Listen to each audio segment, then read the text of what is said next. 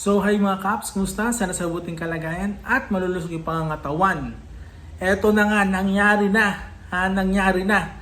Napalitan na si Senator Zubiri ni Cheese Escudero as Senate President. Yon. So nagkapalitan na ng mga kapangyarihan sa Senado. May mga bagong mukha na ulit ang papalit sa mga posisyon ng mga kasama ni Zubiri. Ano sa tingin mo? Good news ba ito o bad news? At ito naman yung kay Morales, di ba? Na cite and contempt si Morales ni Senator Jinggoy Estrada kasi nga puro kasinungalingan. Lalo kahapon, yun na naman. Kung magpalpak yung mga sinasabi niya, atras abante, ano yung bawi, oo, hindi, mga ganon. Talagang bad trip ka talaga. Halata na kasi gumagawa ng kwento, hindi nyo pa inaayos. So panoorin itong mga video na ito na kung saan may kita talaga na naiyak rin naman si Zubiri na napalitan na siya. At sinasabi rin niya dito na kaya daw siya pinalitan kasi merong 15 na senador na nagpumirma para resignin ito. Ang sinasabi naman ni Zubiri hindi na daw siya sumusunod sa makapangyarihan. Nagpaparinig. Kaya daw siya inalis kasi hindi daw siya sumusunod. So, ano ibig sabihin? Ito si Senator Cheese magiging sunod-sunuran? Ganun ba yun? Ha? So ito naman si Senator Bato, sana tama na itong hearing, ang dami na nasasayang na oras. Si Morales, o ayun, site. Huli.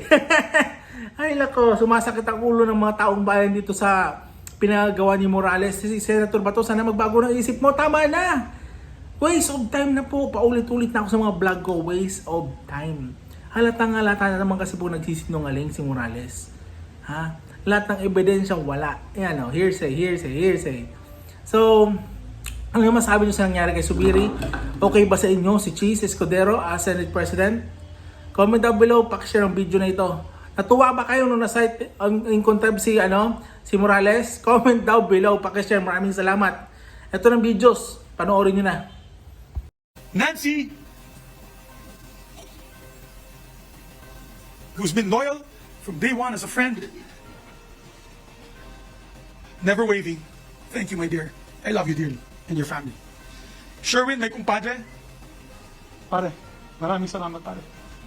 You are a good friend and kumpadre. I'm proud that you're the ninang of my son. To Bato de la Rosa, who stuck it out with me till the very end. Sir, I salute you, sir. To the others, my dear friends, my heart is broken. I am proud to have led a Senate that's been resolute in protecting our institution, our democracy, and our people. He also maintains that the Senate has been independent under his helm. Zubiri also emphasizes his fight against the so-called People's Initiative and the Senate's vocal opposition against China's aggression in the West Philippine Sea. I have never dictated my position on any of you. You know that. I've always supported your independence, which is probably why I faced my demise today. I failed to follow instructions from the powers that be. Simple as that. The former Senate chief did not directly answer whether the controversial investigation into the so-called PIDEA leaks was the reason behind his resignation and if Malacanang had a role in his ouster. Sabi ko nga nung sa hearing ni Senator Bato de la Rosa, marami nagalit sa akin sa dalawang panig dahil nga ako po yung naging patas sa dalawang panig. Pero ginawa ko lang po tungkulin ko bilang Senate President, which is to always keep the committee system strong and independent. I've been very loyal to our President. And in fairness, we've tried to give him good counsel. Kung sa PI, sinabihan ko po siya na masama po ito para sa ating bansa. Umpisa po ito ng kaguluhan. Di ko alam kung nakinig po siya sa akin o hindi. Senators who sided with Zubiri also stepped down from their posts. Senator Loren Legarda resigns as Senate President pro tempore, with Senator Jinggoy Estrada taking over her position, while Senator Francis Tolentino swears in as the new Senate Majority Leader, replacing Senator Joel Villanueva. Senator J.V. Ejercito also leaves his post as Senate Deputy Majority Leader. Senator Nancy Binay steps down as the chairperson of Senate Committees on Tourism, Accounts, and Ethics, while Senator Sonny Angara also resigns as the chairperson of the Senate Committee on Finance and Subcommittee Head of the Senate Subcommittee on Constitutional Amendments and Revision of Codes. Other lawmakers who supported Zubiri are Senator Sherwin Gatchalian and Ronald Bato de la Rosa. Zubiri adds they will deliberate tonight whether they will join the majority or minority bloc. For his part, Escudero vows to lead a unified Senate under his helm. My hats off to you, Senate President Zubiri. I salute you and I hope I will make you proud. Maraming salamat po muli sa tiwala at nakahanda po akong pagsilbihan kayo sa anumang makakaya natin habang sabay-sabay natin pinagsisilbihan ang bansa at ang sambayan ng Pilipino. Tinanong ko rin kung handwriting na ito. First question, kanina tinanong, is this your handwriting? Sabi niya, hindi niya maalala. Nung present ko ulit yung kanyang, itong PDF sa kanya, pinag-aralan niya, inamin niya na handwriting na raw niya. Now, he is denying na hindi niya sinagot itong isang question. Eh, sino naglagay ng no? Multo? Your Honor, ito no, yan yung mga naiwan ko ron. Did you, Pidea. Pidea. Sila may galing, sa kanila galing yan, Your Pidea. Honor. Sa inyo raw galing to, kayo raw nag-check nung fill in the blanks nito.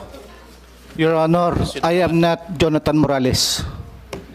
Pidea is not Jonathan Morales. Mr. Chair. Mr. Chair. Yes, go ahead. I move that he be cited in contempt. There's a motion. For continuously lying before this committee. There's a motion from Senator Jingo Estrada that the resource person is cited in contempt. Any objection?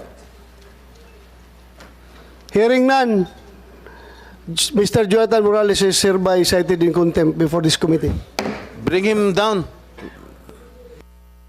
Mr. Chair, please instruct the Sergeant at Arms. Sergeant at Arms, siguruhin niyo.